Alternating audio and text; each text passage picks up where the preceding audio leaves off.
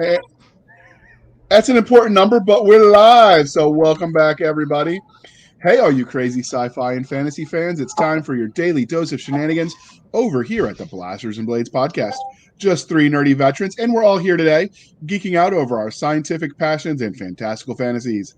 A place where magic is king, the sky is the limit, and space is the place. We are the podcast that puts the fun in dysfunction.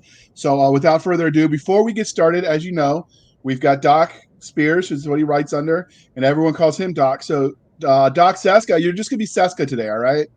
We don't want to confuse people. Oh, you're already all right. confused. Just try not to stab me for this one later. I know, Nick, you're already confused. But all right, so I took notes last Doc, time, can you so introduce I'm yourself? Okay, can you introduce yourself to our listeners and viewers, Doc? My name is the other Doc. We already established. We already covered that. Sorry, I slipped.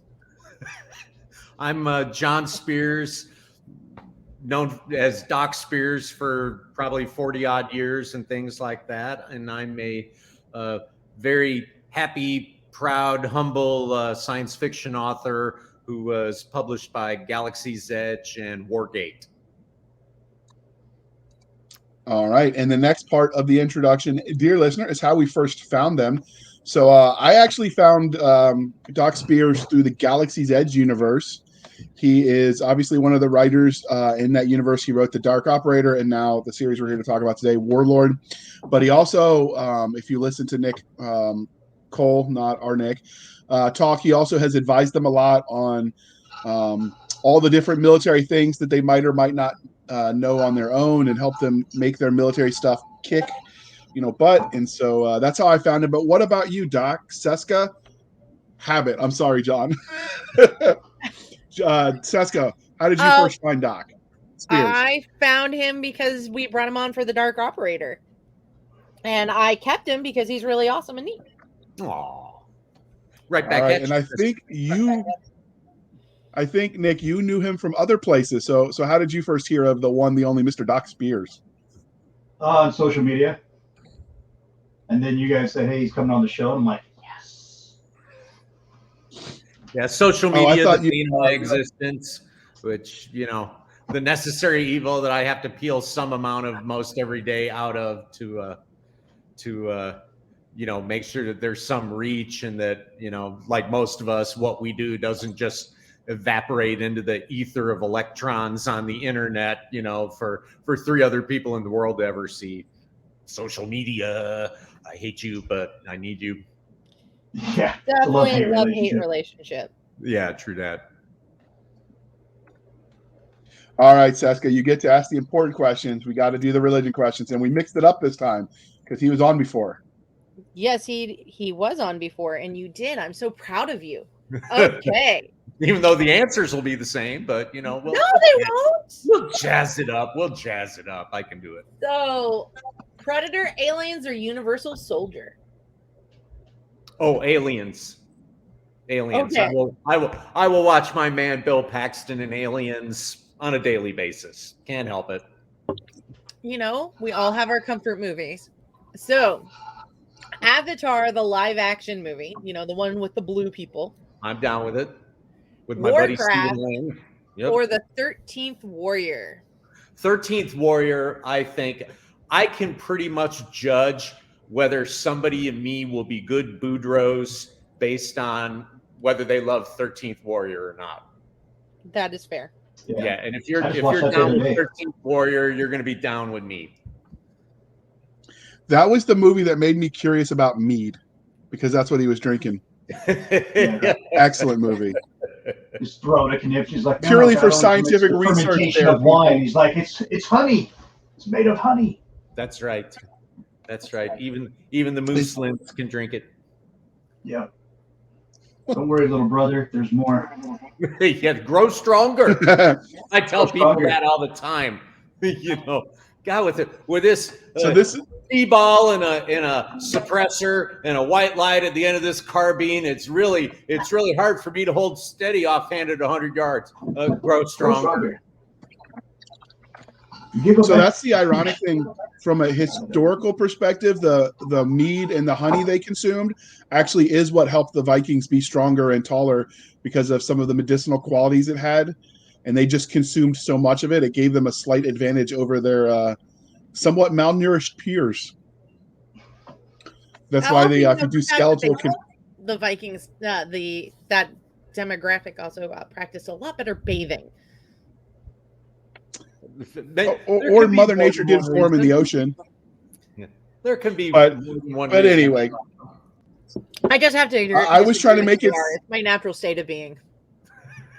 But I'm just trying to justify drinking more mead. I was going to make it like medicinal, but you went and ruined it for me. Thanks. Oh no, it's definitely therapeutic. I'm pretty sure that mead is why some people I still talk to. Yeah. So we here at the Blasters and Blades love both the fantastical and the scientific. But what was your first love, sci-fi or fantasy? For me, yeah, it was definitely sci-fi with a real heavy emphasis on the social fiction. I cut my teeth in the 70s on, of course, like Heinlein and Jerry Pournelle and Larry Niven and dudes like that who really grabbed me. And, that's this latest series, Warlord, of course, the setting is a portal story. How do you get a group of Green Berets on like an Edgar Rice Burroughs Mars? It's like I always say, it's like the South Park Underpants Gnomes, like 3-part business plan. A, steal underwear, B, C, profit. For me, how do you get the Green Berets to an Edgar Rice Burroughs Mars? Step B was portal. So, Heinlein, one of the really formative books for me as a preteen was one of the Heinlein juveniles called Tunnel in the Sky, which that setting was something I love, and I tell it in my own stories, is to try and get that reader that feeling of what would I do in the situation the character is in. And that's kind of the basis of that whole book is, to graduate high school in the future, you have to be prepared to survive in a survival setting, in a scenario, and you have no idea what that's going to be. So you have to be ready for everything. And these kids go through like the sky tunnel, and they come out on a pretty primitive world, and they're stranded. And they have to get by, and they have to deal with, people who aren't keen on being societal cooperators, and they have to deal with evil people, and they have to deal with, just the act of survival. And, I was probably 11 or 12 when I read that, and it made a big impression on me. And that was kind of my stepping off point into what I subsequently read that warped my little mind, thank goodness. So I hope I'm out there warping lots of little minds. I think modern kids could use a little bit of that tunnel and survival skills. Maybe we ought to bring that back. Yeah, that's right. Maybe we should institute that. Don't get me started. It'll be like Lord of the Flies all over again. Yeah. I parented just fine using a Nerf gun. I mean, I just got boxing gloves for me and my son. Also a valid, but true. All right, Nick, you're up. Headgear, so I'm not going to hurt the child, but he's going to. Payne's a valuable teacher. Hey, so, the world is not constructed of rounded edges and dulled corners and things like that. And yeah, we need a little more of that. That's why I'm immune to criticism, because I grew up holding the flashlight for Dad. Oh yeah. Oh my Lord. I had like 9 memories just pop back in my head. None of them are pleasant. None of them are very good. I thought your mother and I had some children that lived. What the hell is wrong with you? Hold it right here, idiot. Holy crap. Wait, you met my stepdad? Yeah. I didn't know you knew my stepdad. I am that guy. I am that guy. Yeah. I have 4 adult children. You know, they all went through it. Even my daughter. You Oh, know, my they, son, Outstanding. every time I they ask were him for different help, than me. remember, They help me were with this real not quick. fearful of me. They just, you know, oh, Dad, you know, you're so Yeah. funny. All right, Nick. Next question is I'm yours. on. All right. Let's do this on the fly. Doing it on the fly. What do you love about speculative fiction as a genre? Well, when it's done well, right? I think it allows the author to take the reader on an adventure. And again, very very much what I have always enjoyed is that process of, you know, thinking, what would I do if I were the character in that situation? You know, and there's value. It's the same thing we see in movies. You know, even if they're screwing up by the numbers, and that's what we enjoy commenting on with our buddies, there's still a lot of entertainment factor in that alone. Even if it's a idiot, you know, why are you doing that? You know, that's going to get you killed. You know, that's part of the entertainment value. The best speculative fiction, I think, of course, takes us down that road where the characters and the situations present many paths that they can follow, and, you know, and the reader hopefully gets to choose their own adventure, and hopefully it's the right one, the one the author chooses. Yeah, you gotta guide him to it. You gotta guide him to it. That's awesome. So, how did you transition that I'm love pretty as a reader? I'm sorry, JR, what were you saying? I was about to say, I'm pretty sure that's why people watch horror movies, so they can scream at the idiots. Yeah, Oh, absolutely. They break all the tropes and the rules. Huge fan of that. Where were you on that, Nick? Go ahead. I'm gonna have to hold on. I gotta rewind in the brain here. Too many IEDs. How did you take that love of reading speculative fiction and transition it and want to create and write stories in that genre? So far, I'd say I'm finishing my 10th book right now in 2.5 years. By next month, I'll have had 9 books come out in the last 2.5 years. So I haven't been at this a very long time, but I'm pretty much a niche writer. I write what I know, which is military type science fiction. You know, I'll just go on a rant here so it will make sense for anybody who might actually care. My background is I started life in the Army at 17 as a young, dumb paratrooper, and I went to selection, and I did 7 years active duty, the majority of that in U.S. Army Special Forces. My job during those years is I conducted counterinsurgency operations in Central and South America, and was very heavily involved in counter narco terrorism throughout most of the 80s. And then after that, I had a break where I did some contracting for the government. I finally got serious and got an education, and I became an orthopedic spine surgeon. During that whole period of time, that 20 years, while I was getting that education, while I was working at that, I was still very busy consulting and training for DOD and U.S. law enforcement special operations. So I was always kind of wearing 2 hats and was very busy. I run a tactical consulting and training business for Department of Defense personnel and for law enforcement special operations personnel, where that's what I do. I train people in tactics and procedures, you know, and specifically what we call procedural integration. Where that comes around is me as a writer, and, you know, the question has come up before about, you know, what do you find good tropes? What do you find bad tropes? You know, the thing that always grates me and dudes from my tribe is that special operations, or what people think of as special operations, are a bad trope. The operators who do those things are extremely poorly visualized and written.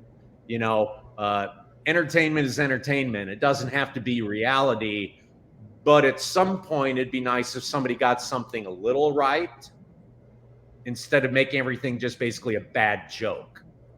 And it's to guys like me, those from my tribe, when you read stuff about this guy's that and he's a badass because he did that, or, you know, the CIA taught him how to be an unstoppable killing machine. You know, it's like that is never happened ever.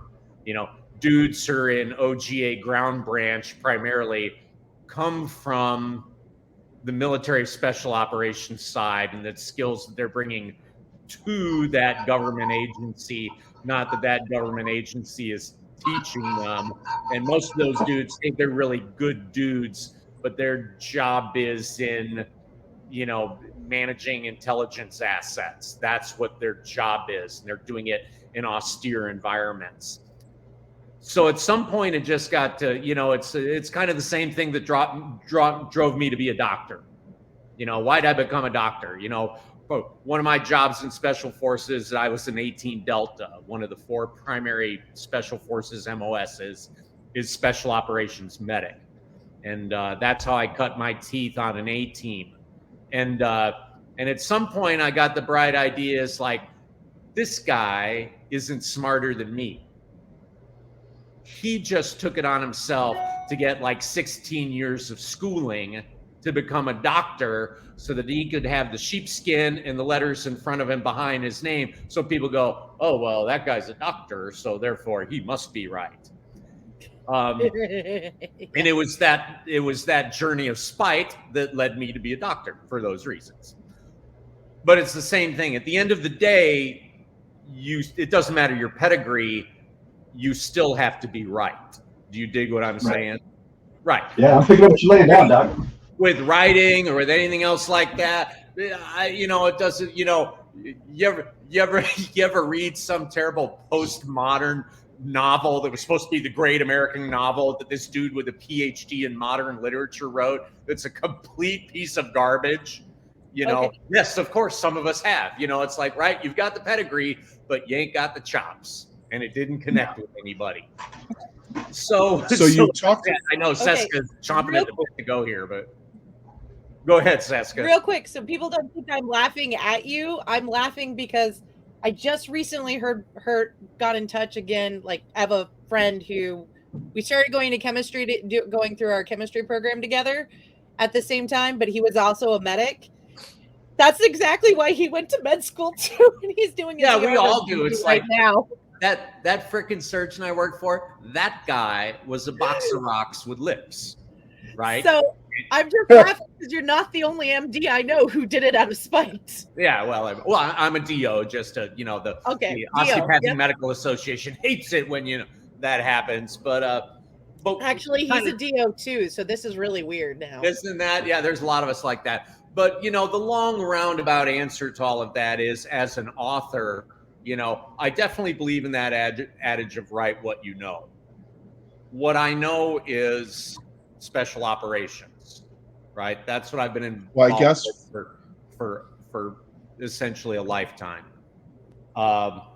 And being a soldier and what that means, which is why I write some version of military science fiction with everything that I do.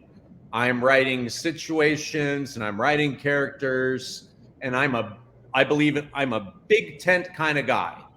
I would like everybody to come in the tent and sample what I've got. I would like everybody to be entertained with what I do. I would like everybody to get some insight into the ethos of warriors, what it takes to actually do that job, to get some inkling of what actually special operations are. You know, other authors, when what you write about is like what makes a guy, you know, a Green Beret or whatever he is that he can do more push-ups and run faster than everybody else. Hillbilly, please. All right, you're wearing me out. Talk about terrible tropes.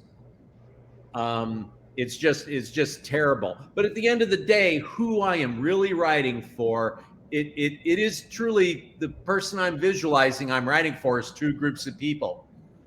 those who've been there and done that and are currently doing, and that young person who I'm hoping to inspire to raise their hand and take a chance to go live a fantastic life, because for stepping forward and taking the chance, a absolutely amazing life does wait for you. All you have to do is take the first step. Yep. And that's Just like jumping out of a first airplane. I want everybody to get a sample. I want everybody to read. I hope people find something in there, that touches them on some human way. But that's who I'm writing for. Me and my breed, and for those who might join me in my tribe. And everybody else is welcome to come along for the ride. So because I know Walt's going to listen to this, I have to put the obligatory leg lives matter, people. From one like Grunt to you. But with that being said, because I know Nick doesn't think they do, you've talked about how your military experience sort of influences the way you tell stories. Do you ever draw on the specific people you knew, or is it more like just a sort of amalgamation of people? I don't write any character as like a facsimile of somebody I did. Everybody's kind of an amalgam of many people I knew, in different situations. And, in those things, some people, in different situations and over time, they morph into different versions of them own selves, but Warlord's a good example of it. The new series that just launched for me. The people in there, the good and the bad, are very much amalgams of people who I was on A teams with. Absolutely. And there's people, the dudes right now who are behind the trigger, reach out to me and say, dude, you nailed it, man. This is my senior weapons man. That was my junior engineer. That's my O&I guy, man. You nailed it. That's who it is. And that's, I guess you asked me once about, if I think of archetypes in special forces, there very much are archetypes between weaponsmen, demo men, medics, O&I guys, team sergeants, there actually are. So I guess I was a liar there. Yep, I do think in archetypes when it comes into special forces and their military occupation specialties. I admit it. It's okay. All right, now you get to admit when it's actually a real thing that happens, it's okay to admit. So yes, I have a problem. I just think of that. But it's like we all relate. I just came back from a week at Fort Benning as a contractor. The Army. Mother Benning! There you go. The Army, I was down there all last week. I flooded social media with a bunch of stuff as much as I could of what I was doing. The Army brought me down as a contractor to work with a bunch of two-man teams heading up for the Winston P. Wilson sniper competition at Fort Chaffee next week, and then for the international sniper competition at Benning beginning of next year. So I got brought down to help do some train up for those sniper teams, and then spent some time at the sniper school, my alma mater, of which I'm a plank holder of the U.S. Army Sniper School, and turns out I'm the first combat deployed sniper from U.S. Army Sniper School. Wow. So the president of the Army Sniper Association came down to meet me, and I spent time with the cadre at Sniper School and things like that. So the downbeat of that is I'm now a guest lecturer and a graduation speaker at the U.S. Army Sniper School starting next year, first quarter. Yeah, your video of the ghillie wash brought back some painful memories. Yep, it's a great thing. That coincidentally worked out beautiful to be there to see that go down. The completely. If you don't know, if you look on my Facebook or IG, I put that stuff up there just there to see a nice, when the students build their ghillie suits, their camouflage suits, we gotta break them in. So the ghillie wash is a nice, half a day of low crawling through, muddy ditches and things like that. It's a good time. Everybody needs to do it. takes and a the rite of passage. So earlier you mentioned some of how your experiences have influenced what you write as well as how you engage with the media. So we're going to get a little into some of the fan stuff because that's fun. Yeah, And, no, it is. You've all experienced, right? I mean, what is more rewarding than when a fan reaches out to you and says, "That was great. I totally related to that, and it entertained me." And it's getting to make that connection with fans that's probably the best part of the whole experience. so have you had any fan cosplays yet? Excuse me, any what? Cosplays yet? Cosplays? No. No? No. I'm sure we can figure out somebody to fix that.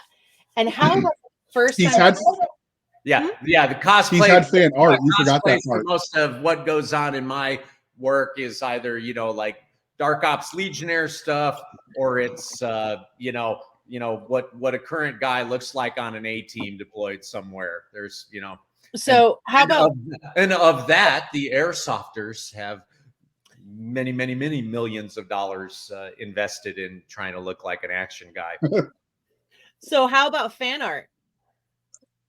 Fan art, our buddy Nahum Beard did a great Lego of the Dark Operator character, Kel Turner, and some of those things. And right now we're just the honest to goodness cover art for the Warlord series that Steve Ferris did is so Frazetta quality or beyond that I very much welcome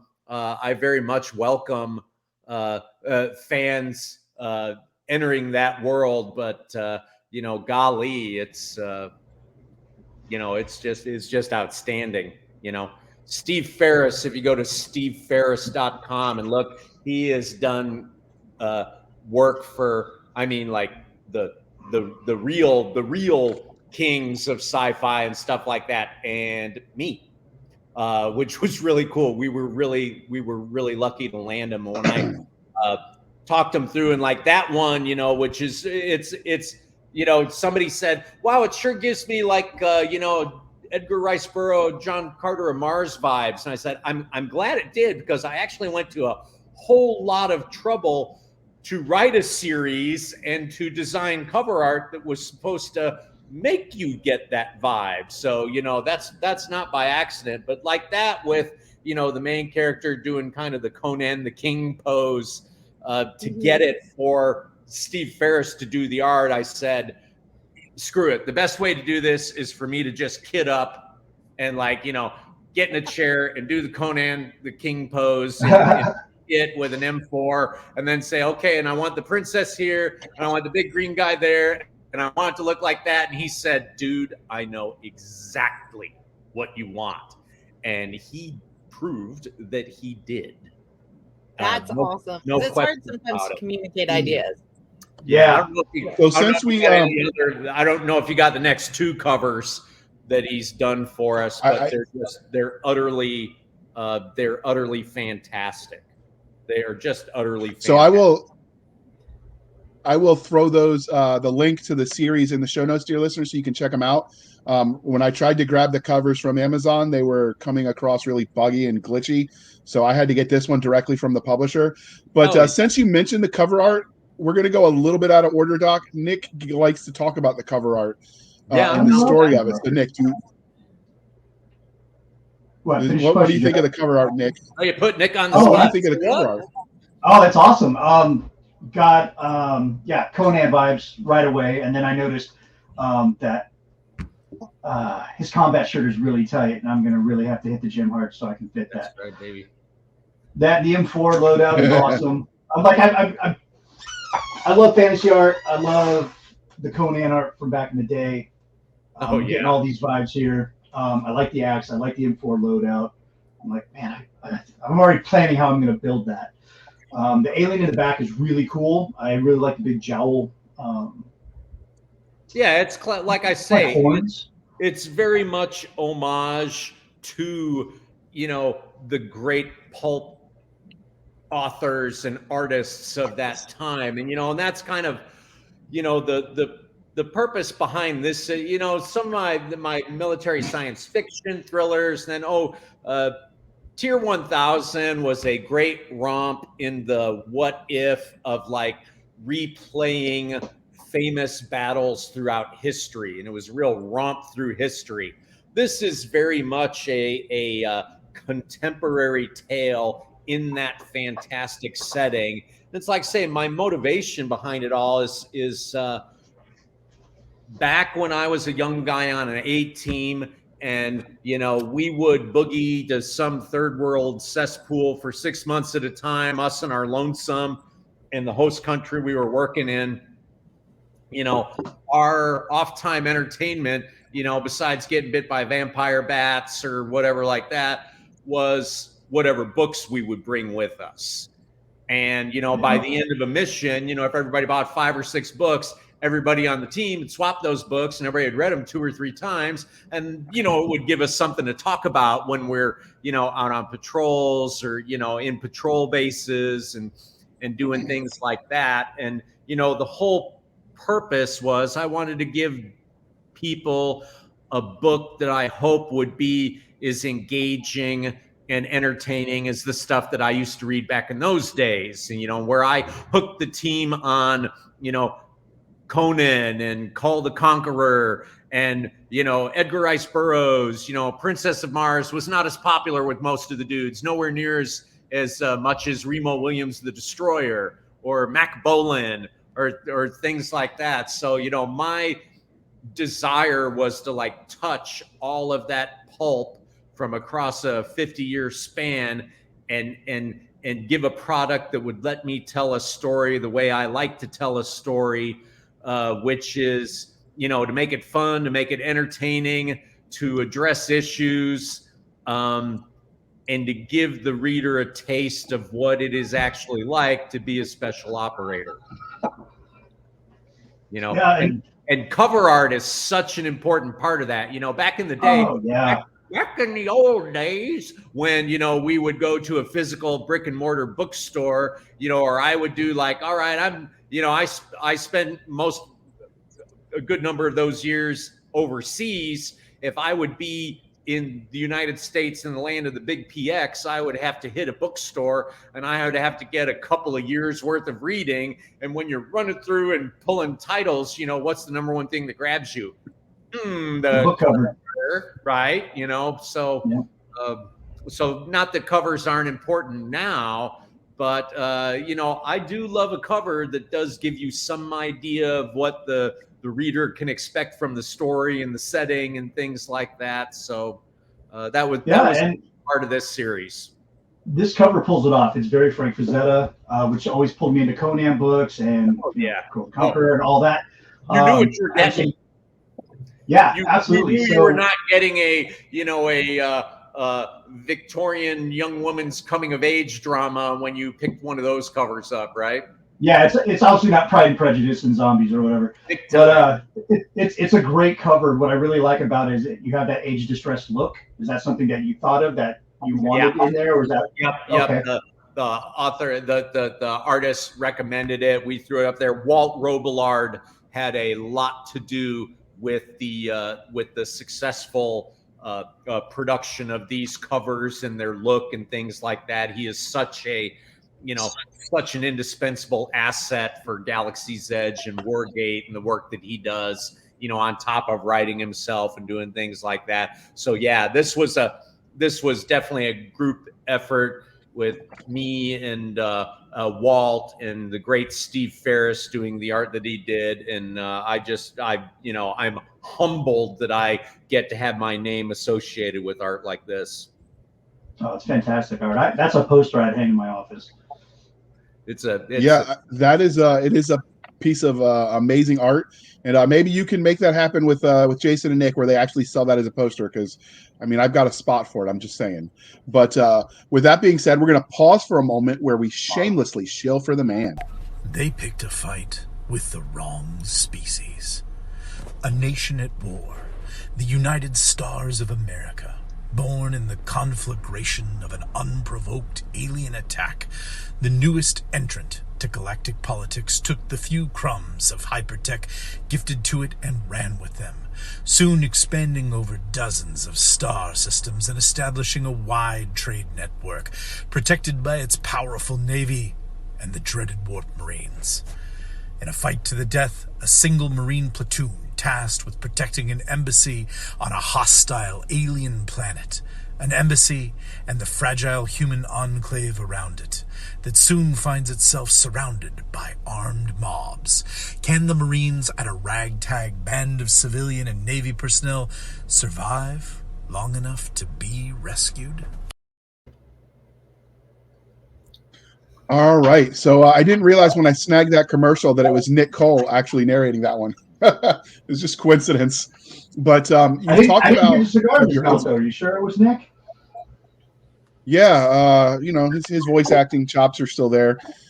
So Doc Spears, where did you get the premise? You talked about the inspiration for this series, but where did you get the specific premise for like what Warlord became? Like, how'd you come up with it?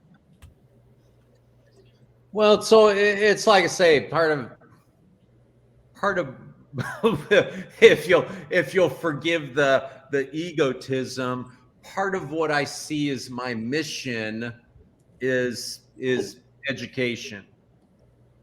I want to entertain people, but like I say, I take exception to just how the special operations is taken as a bad trope, is a bad tool to use for most authors. They can be kind of Mary Sue sometimes if they're not careful. Yeah, it absolutely is. It's that widget to fix everything, or the people who can do anything, and it just doesn't come off very well most of the time. Setting it up, I tell a very specific story through these first 3 books that's continuing on, and very much it's utilizing the building blocks of what is unconventional warfare and special operations, and within that there's stories that very much that I want to tell, where I am telling the story of mental health of our veterans. I'm telling the story of the challenges that our war fighters and our veterans deal with, when they're on the trigger, during and beyond, and how it affects people, how it affects relationships. And that's a very, very major theme throughout the book. And there's just things throughout all of that, like I say, I want to tell those stories because I just don't see them being told, or in my opinion, I don't see them being necessarily told well or in a depth that I have experienced them.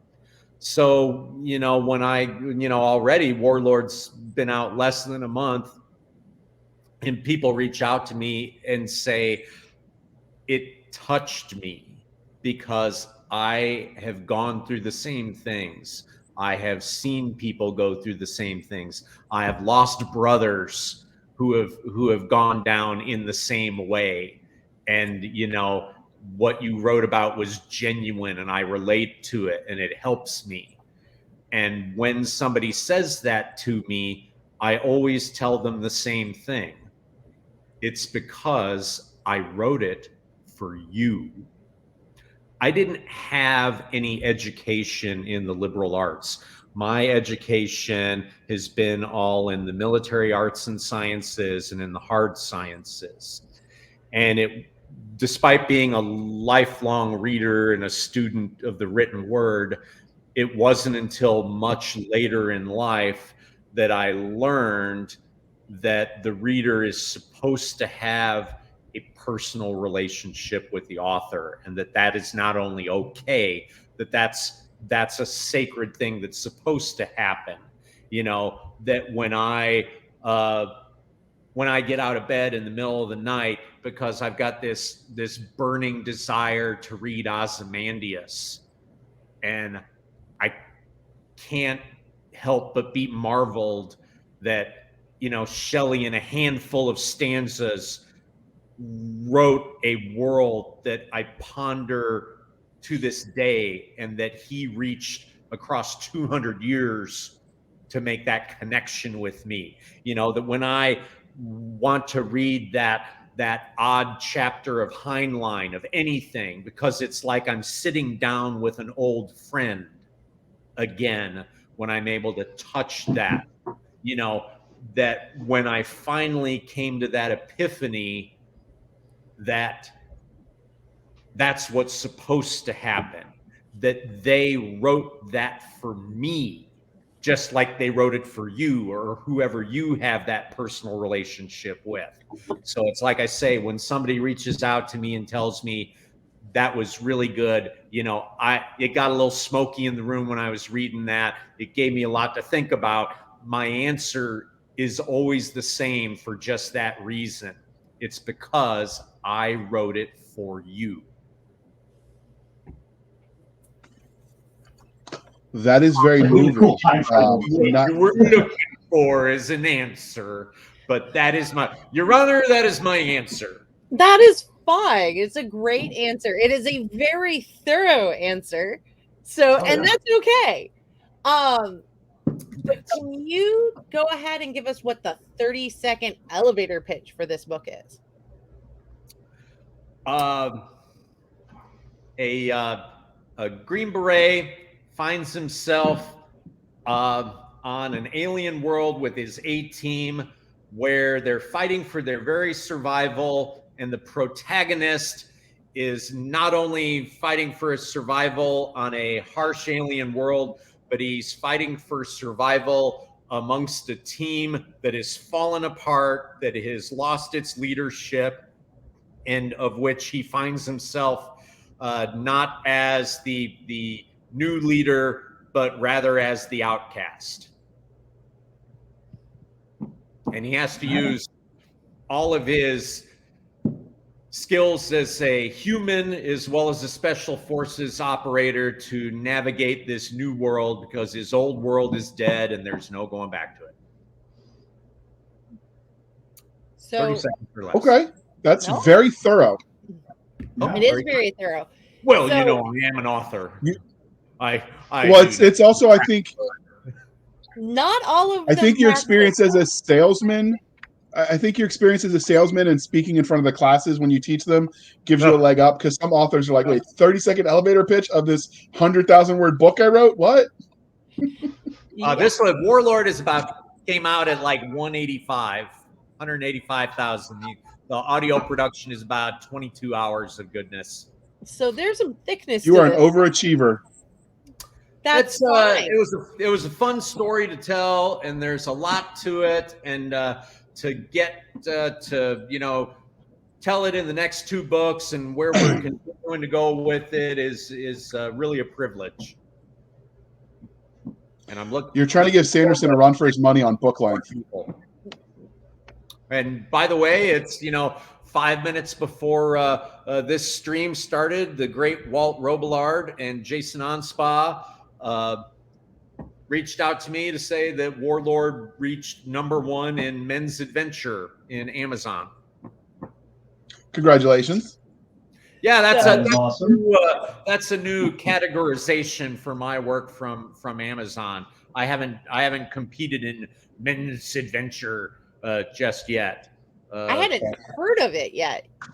So, you know, there's a lot of categories. There's a lot, but it's certainly you know. That is the advantage of not having any actual bookshelves.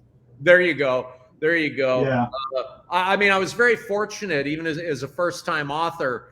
My first book in the Dark Operator series, which Amazon classified them all as military science fiction thriller, you know, I hit #1 in my categories for all of those releases. I was very, very proud of that. But men's adventure is a very wide category. There is a lot of entrance into that. So I'm very proud of that, and that is all 100% due to the fans and to Jason Onspaw, Walt Robillard's hard work, and to a great cover. Let's face it, a cover is very important, and my man Steve Ferris knocked it out of the park for me. Yeah. And just so we're clear, even though he's #1 in men's adventure fiction, for all you knuckle-dragging lady grunts out there, this book's for you too. He doesn't care. Yeah, it's actually they listed under women's adventure too, because there's a pretty lady on the Oh, really? Yeah. I've never had a women's adventure book, but I guess I do now. Oh, if I ever release a book, well, now you can tell your daughter. This is the Drunken Ranger category. That's right. Yeah. Oh dear heavens. Doc, save us from ourselves. What? Save us from ourselves at S23. Well, I mean, you know you need help. That's a good sign. So, but have you talked a bit about what makes this series special, kind of that you want to add to? I mean, we've talked about that this is real. You have real, legit life experience that you're bringing into it, and I think that is unique. But I think we have actually. I don't know. Is there anything else you want to add? You've given us a lot of reasons. Say that, common to everything that I write, if you want like kung fu, wire fu stuff, if you want Jedi Knights doing triple somersaults in the air, swinging lightsabers, yeah, I don't write that.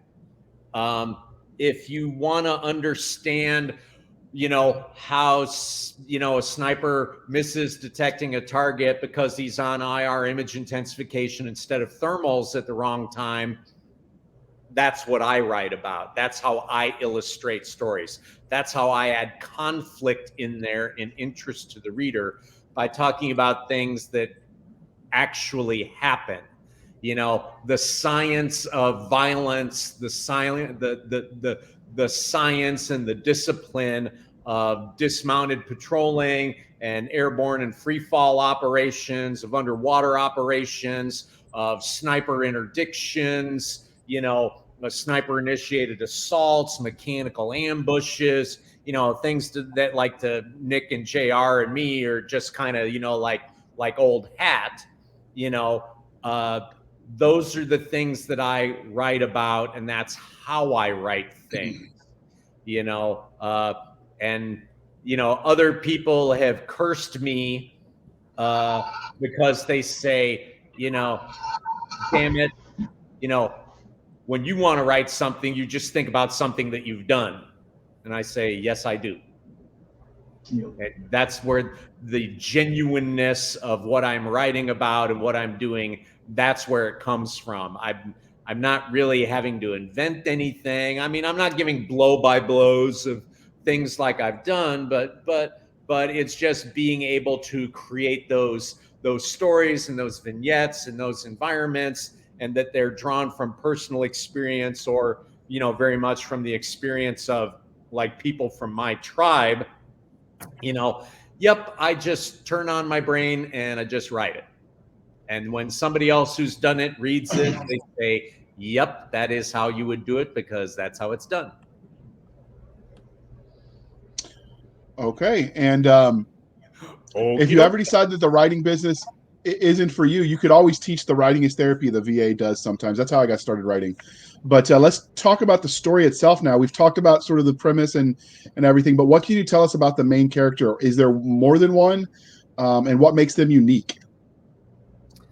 I mean, there's a whole cast of characters. The guy you see on the cover is the protagonist, and it's told in a first person way, to make that connection with the reader so that you're seeing things through his eyes, which is the great thing about a portal story, right? That's what I love about any kind of portal story is, right, you're going to some new fantastic place, where, the rules are different, and you're getting to experience it from the characters' discovery of all of these things. And that's what's great about a portal story You know, you're not going down to the corner store or to the bar, or, you know, you're not playing pool on the block. You're not doing things like that, right? You know, you're not going to work. You're experiencing something fantastic and unbelievable, and you're learning about it through the character's eyes. And that's what you're doing in this story, and why I tell it in the first person. And you're understanding what he's thinking about, and the you know, how it affects what he's doing and why he's doing, and why he has his disappointments, and why he's motivated to do things that he's doing. And, you know, and like I say, it gives that opportunity for the reader to, you know, say, what would I do in the same situation? And, you know, I just try and write a story that I would like to write. And, you know, I don't want to get too much into the nuts and bolts of the story itself, or a play-by-play, or what they experience. You know, the cover sets up, you know, and what you should look at is, how does that guy, that GWAT operator, how does he get to be there with those people sitting on a throne? And that journey that's told in that cover is what I'm hoping, you know, continues to engage people, because clearly it's found its market. Absolutely. And so, real quick before Nick, you ask the next question, Cisca apologizes for bouncing again. Her signal is wonky. So, dear listener, we're going to continue without her, but I'm sure Doc Spears can you know, pull her weight, because, you know, he's a doc too. It works. It's the same thing.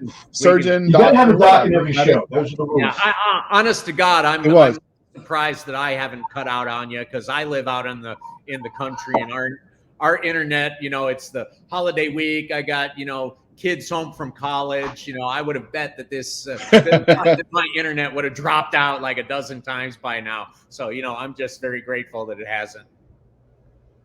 Fingers crossed. And Nick, Nick, next one is you. Okay, so we talked about I lost my spot here. Need glasses. Covered that. All right, that looks good. Secondary characters. Okay. I got to it, man. I was just adding comedy. That's what I'm here for. I'm not here very often. Were there any secondary characters that you found kind of memorable after you wrote it? You know, can you tell us a little bit about them without giving away any spoilers, of course? Well, yeah, you know, I mean, this whole series has a whole cast of characters, and, you know, and our protagonist can't do it all by himself.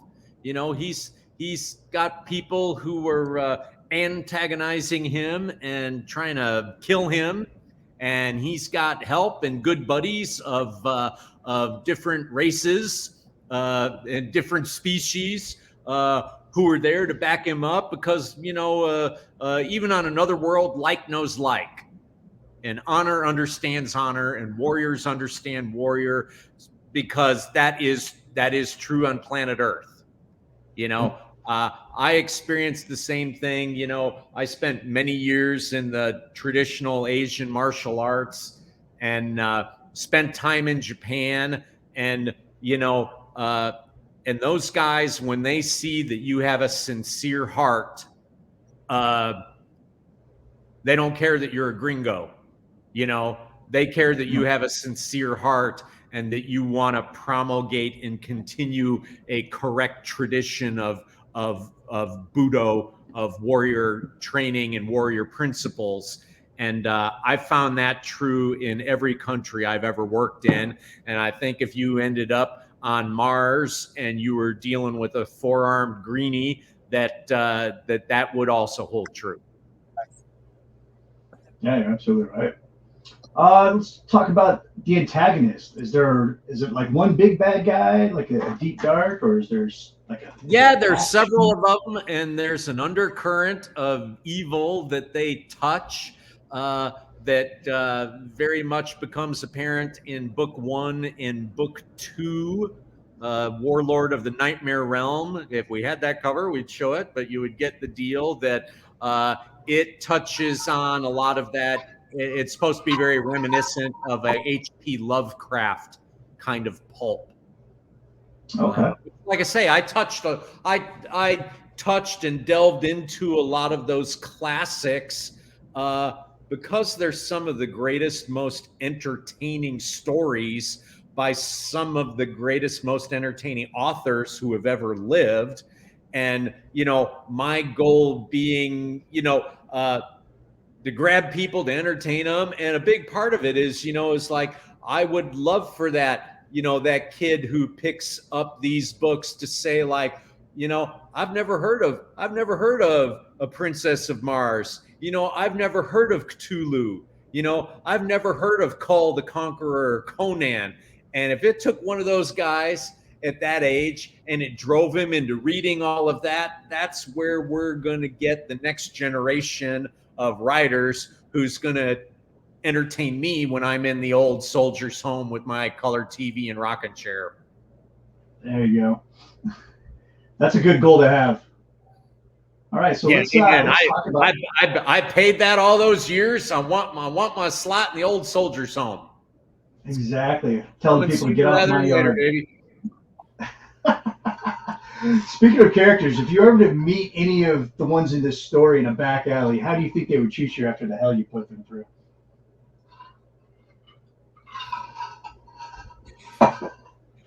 I think most of them would see me as a teammate.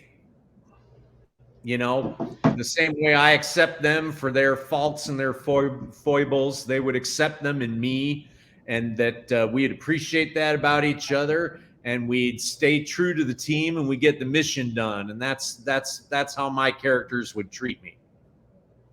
Yeah, and I was just thinking that too, right before I asked the question, because I know operators are going to operate. So, like, you're special forces, they're special forces. Of course, they would understand because there's a certain commonality in our thinking. Some of us definitely think outside the box, but there's always that kind of like that course. Like, I can understand why you put me in that situation because you knew I would do well in it. In some of that way, like I say, that's why I'm a, it's like my detective mystery novels, aren't released yet. My women's, my young ladies coming of age novels, aren't quite ready for release yet, or things like that. I primarily write what I know. It's like the Dark Operator novels, of which I'm just finishing up a sixth one of those right now. It's about the same kind of thing. It's about a, dark ops of the Legion in Nick and Jason's, Galaxy's Edge stories. It's stories about that. Special operations in the setting of that universe. But the people are the same, right? Yeah. It's always going to be that way.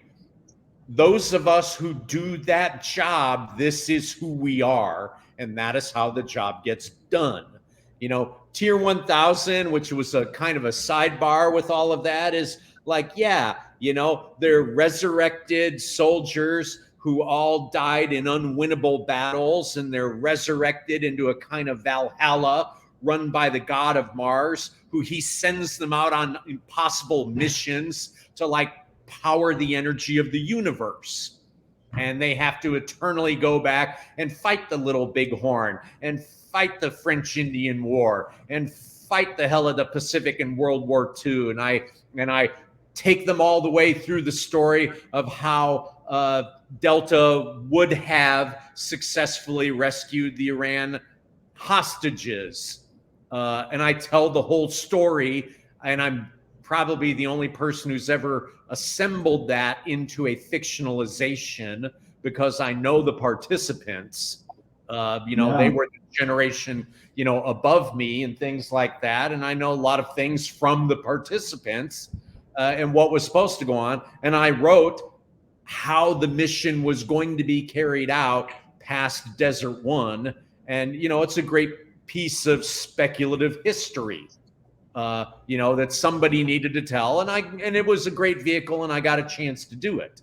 Warlord is more of the same. It's like, every guy in Special Forces, either, on a small team or as a full team, is deployed to a country somewhere to work with a host nation where, the host nation troops are potentially as much of an enemy to them as is the enemy they're supposed to be helping them work against. That is just a reality of what the job is in Special Forces. And that's why I write what I do.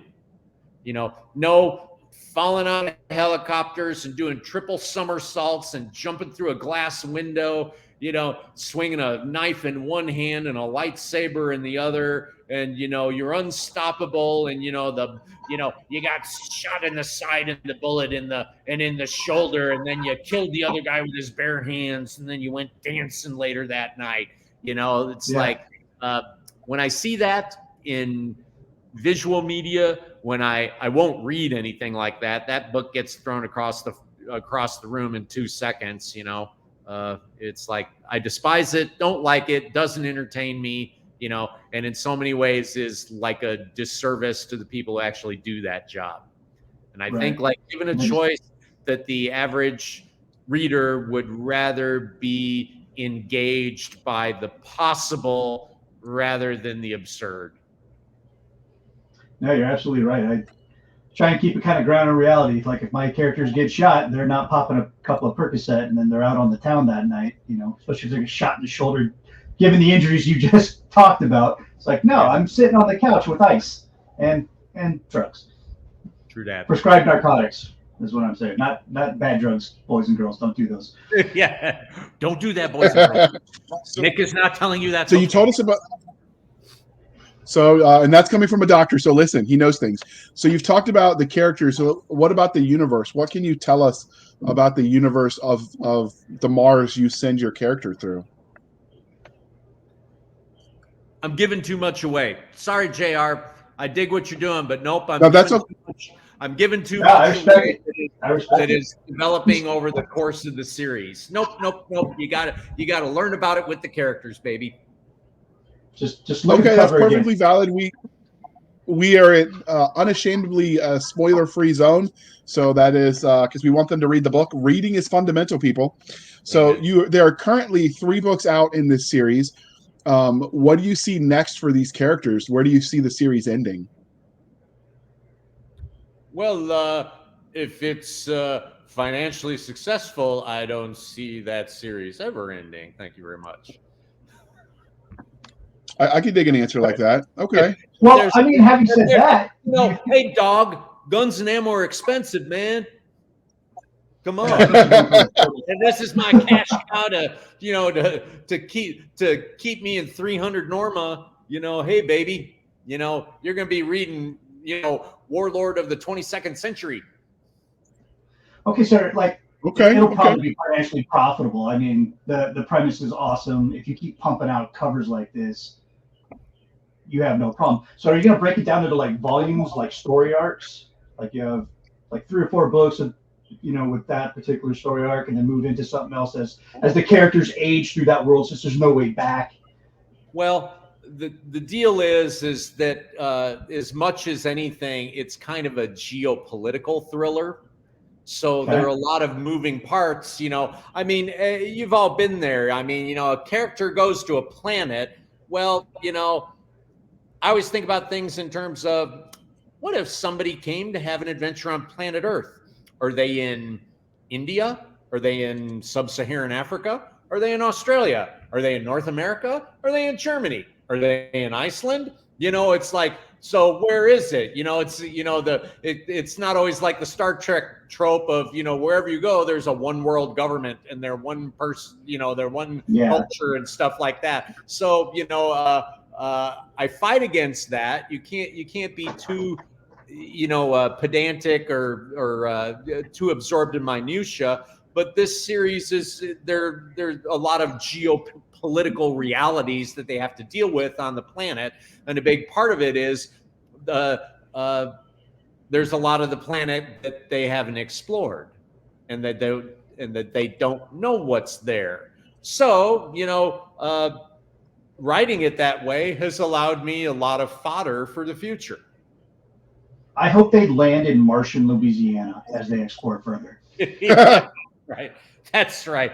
Yes, I want to go to Martian West Virginia. Yeah, just to see if it's cooler than our West Virginia. Yeah. Couldn't be worse. So we know that every literary universe has their own consistent, internally consistent rules for science, technology, and magic. So what sort of tech or magic can we expect? Well, I definitely, it's like I say, there's a lot of homage in the premise and the rules of the universe they're dealing with. So, I mean, it would be very familiar to that. And, Mars has a lower gravity than Earth. The physics is different on that as a result. The atmosphere is poor and depleted. It's very much like the Edgar Rice Burroughs universe that, it was a once great culture and civilization that is devolved into decay. And there's technologies that once existed that no longer exist. And many of our current technologies that ended up on the world with our visitors don't work. AM communication don't be working on a world that ain't got no ionosphere to bounce a radio wave off. Dig me, Jack? FM communication. I wouldn't even have thought about that one. AM, FM communication, which is line of sight, don't get you in contact with the team who's on the other side of the mountain, and you don't have AM communication and there aren't any satellites. Things you take for granted, like instant communication for our people, doesn't exist on Mars. And because we're dealing with a civilization that's lost that access to what once made it great, neither do the locals. So it puts us into a setting where we're dealing, with things like how diplomacy was done even hundreds and thousands of years ago, where it happened by messenger, and all the things that can happen to messages along the ways, which further complicate the geopolitics of the setting. So there's just a lot of things like that. Same on physics, gravity, what happens to ballistic arcs? Aha. How do we do bullet drop mathematics in that? I'm sorry?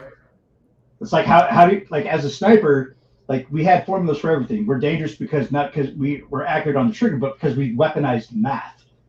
So the math, when you have atmosphere, like, your dope's going to be all over the place because your dope on Earth is going to be completely different than your dope on Mars. So, and I don't mean dope, boys and girls. It's sniper talk. You're dead on previous engagement.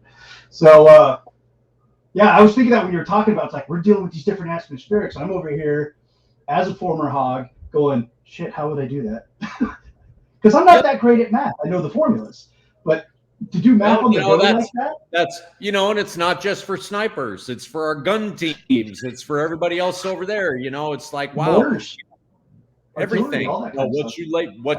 What you laying on that gun where you think you're going to initiate an ambush, and if that's your first time you're pulling the trigger, you're probably in for a surprise on a world where the gravity is greatly different and the atmosphere is greatly less dense and all of those sort of things. So fun things to play around with, fun things for the characters to react to and deal with. And, it's like I say, love me a Portal story. And I think I wrote stories that, that I would enjoy reading if I was the first time reader.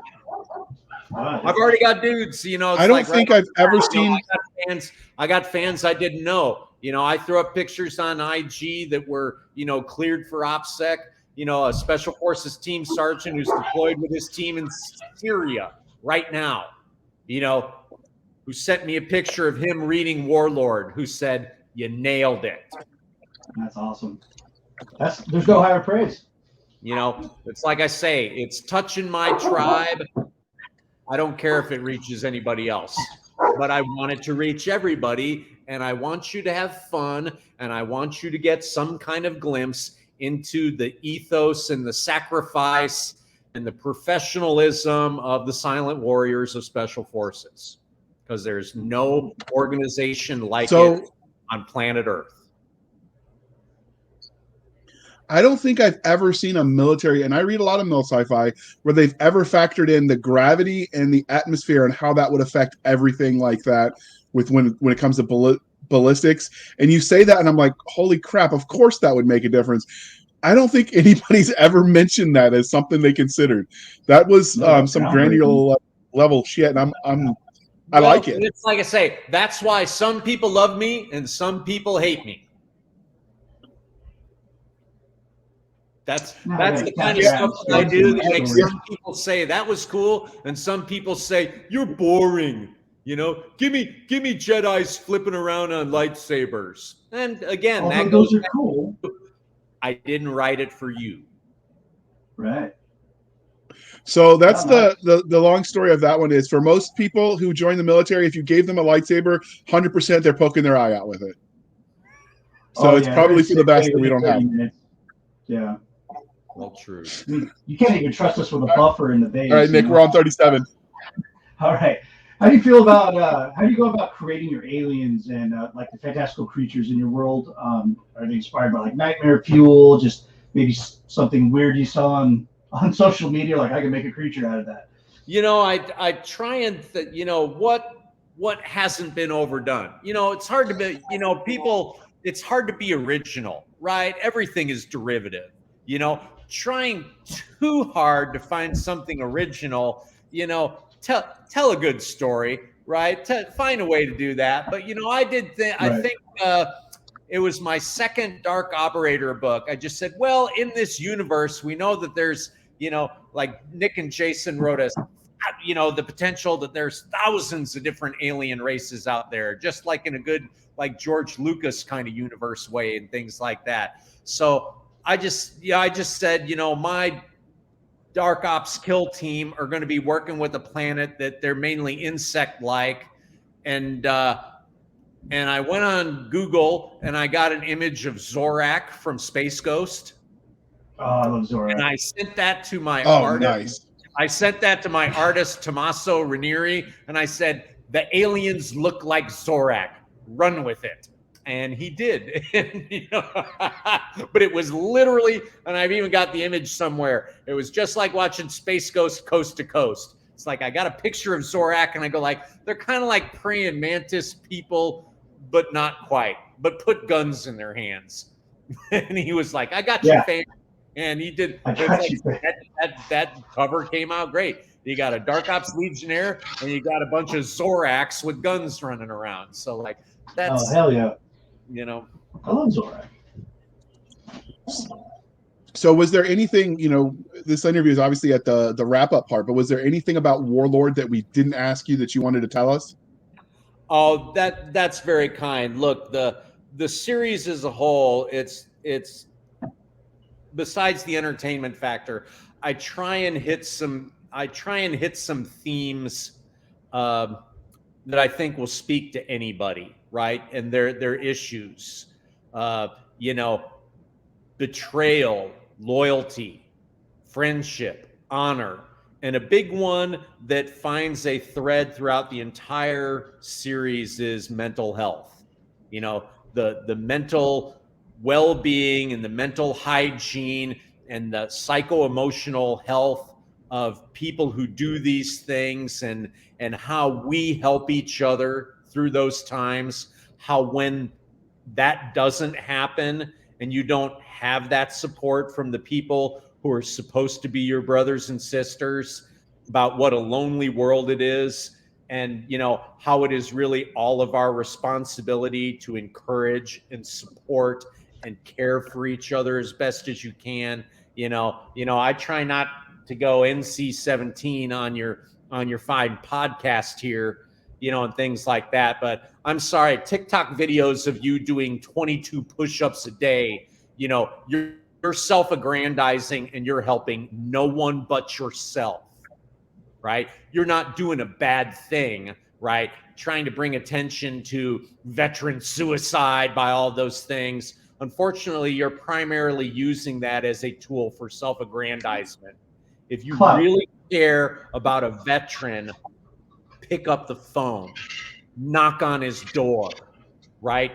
Invite him, involve him, right? It's not some mythical guy living somewhere else. It's the guy who is in your community. And that guy is not shutting you out because he doesn't like you. That guy just thinks that it's not possible for you to understand that he carries the soldier's heart. And if you actually just made that effort, instead of like throwing up a video on Instagram or TikTok or somewhere to try and make yourself look like a caring human being. And I am calling you out on this, right? If you walked across the street and invited that guy over for a barbecue and said, you are very welcome, you don't have to say anything, we would just enjoy your company. And if you do that enough times, that someday, eventually, he feels like talking to you about what he's done and what he's felt, then you will have done your job to actually reach out and help keep somebody from committing suicide who's walked the road we've walked. Yeah, couldn't have said it better myself. So there's the other thing is that, you know, it hasn't come up before, but if you live near a VA hospital, there are people there that are quadriplegic. They can't move anything from the neck down as a result of service, and most of them have no one visiting them. Go there and read them a freaking story, or bring them an audiobook or a book on tape or something so they can do more than stare at the boob tube. And, you know, like, that's the kind of thing nobody does. They actually, the nurses cried when I volunteered my time the first time at the VA hospital. I guarantee if you call your local VA and ask for volunteer opportunities, that they will flood you with that opportunity. Yep. You know, they will. do push-ups and do your push-ups in private, you know, where they belong. You know, get out there and actually do something. Like 22 deadlifts. That's one of the things where, you know, and it's not about money, it's about time. The time is where you'll do it. Right. Yeah, time's more valuable than money, in my opinion. So we giving anybody your time is the most valuable thing. Just like I gotta say that you wonderful friends care enough to have a guy like me on and spend a little time with them and talk about a product that he spent 2 years getting launched, and it means the world to me. And you're part of our tribe, Doc. It's an easy play. You know, we get to have a friend on here and we get to talk about your creative endeavors, and that's just awesome. And we enjoy having brother. That I endeavor to encourage and support, you know, everybody in the community as well as people have done for me. Absolutely. Well, it's more than that for Nick. Well, Nick, yeah. So Nick worked as a sniper, and I'm alive because the snipers that trained under the doctor you helped create. So for us, it's a little more personal. We had an Army Ranger sniper team come to help us out where helicopters were afraid to tread in the middle of a firefight, and I still will piss on their graves. So like it's personal. But we mentioned a little bit about you wrote for your fellow soldier, the people that had been where you had been. But we do have some families that listen to the show together. So far, we haven't had to scare them away, so no not safe for work warnings. But what is the youngest you think this would be appropriate for someone to read? Because, you know, if they wanted their kids to read it, you know, how old do you think is old enough? I think it would be perfectly appropriate reading for the adolescent crowd. I think what they call it now, the young adult or whatever. For that kid in 8th grade, I think this would be perfectly inspirational reading. But, you know, I let my kids watch, you know, Pulp Fiction with me when they were in 6th grade, so I may not be the best example of what. Well, I mean, reading. You know, it's like, yeah, my kids all grew up watching whatever I watched. My wife would walk by the living room. It's like, I don't even know what you're letting those kids watch. My 8-year-old daughter cuddled up next to me as we watched Predator, and she was cheering for the alien. Dang right. Yep, I can remember my oldest son. I mean, I can get behind that. My oldest son, when, you know, I mean, he was barely out of diapers when, you know, Saving Private Ryan was his favorite movie. That and Jaws. You know. Oh, no, Jaws. 3 and 4 years old, he liked Jaws and he liked Saving Private Ryan. And I said, that's how I know you're my son, and not the milk. Jaws made me scared of the water, and then the Army said, "We see your fear. We're going to fix that. Here's your fins." That's right. So this is no. So this is the part where I remind you, dear listener, to please do your part. Please be kind and speak your mind on the reviewing platforms. Your reviews help the right readers find the right books. They really do make a difference. So please do that for us. Do it over on Barnes & Noble. Do it on Amazon, Goodreads, BookBub, all the places where you can write reviews. Share the love that is Warlord, and he will love you forever, just not for a long time. So, Doc, how can listeners find you on the wild interwebs? And we'll link that in the show notes. Oh, very kind. Yeah, I've got a pretty open social media presence. Facebook is just under my really real name, John Spears. You'll find me. Forge Tactical is my business. My tactical training and consulting business, and you'll find that on Facebook and on Instagram. I'm on Instagram as John_Spears7. I've got a small Twitter presence, but I don't really do any promotion or anything like that. And then certainly through on Facebook, on the Galaxy's Edge fan club, I'm on there a lot and link most everything I do to the GE fans as well, because that's the core base for Wargate as well, and they're just the greatest group of human beings in the world. Okay, and you can find us, dear listener, over on and we'll go out shooting and we'll build a fire and we'll all hang out together. I'm gonna take you up on that one of these days. Just don't come by unannounced, or just don't come by unannounced, or the shooting might be you as the target. All right, more the merrier. Come on, Bob. All right. Come on. You can find us on Twitter at twitter.com/SF_fantasy_show, Sierra Foxtrot _fantasy_show. You can email us at blastersandbladespodcast@gmail.com. Again, blastersandbladespodcast@gmail.com. You can join us on Facebook, where all the shenanigans happen.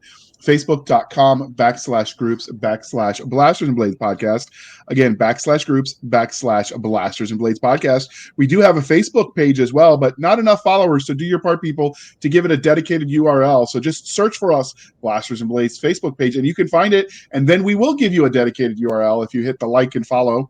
You can find us on our website at anchor.fm/Blasters Tech and Tech Blades. Again, anchor.fm /Blasters-and-Blades, where you can support the show for as little as 99 cents a month. You can help keep the lights on, or you can support the show more directly over at buymeacoffee.com /author J.R. Handley. Again, buymeacoffee.com /author J.R. Handley. Be sure to put in the comment section that it's for the podcast, and I will keep my co-host Doc Cisca and Nick Garber, in honor of Doc Spears. We will keep them flooded in ammo. They will shoot until the bank runs dry, which will probably take about 5 minutes in the current economy.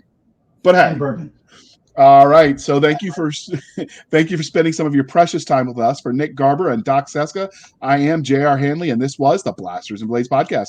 We'll be back next week at the same time, where we'll indulge our love of nerd culture, cheesy jokes, and all things that go boom. Thanks for coming by, Doc. Happy Thanksgiving, my friends. Everybody be safe.